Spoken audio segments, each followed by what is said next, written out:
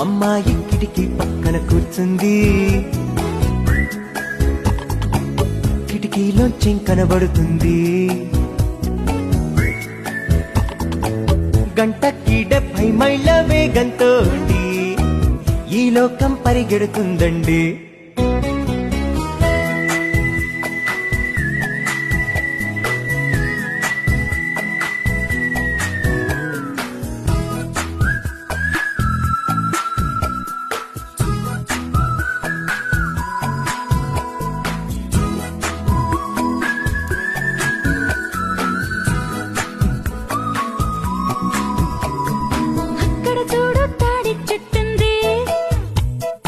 ఆకులు ఊపి టాటా చెబుతుంది, జాబిలి ఎందుకు వెంటే వస్తుంది,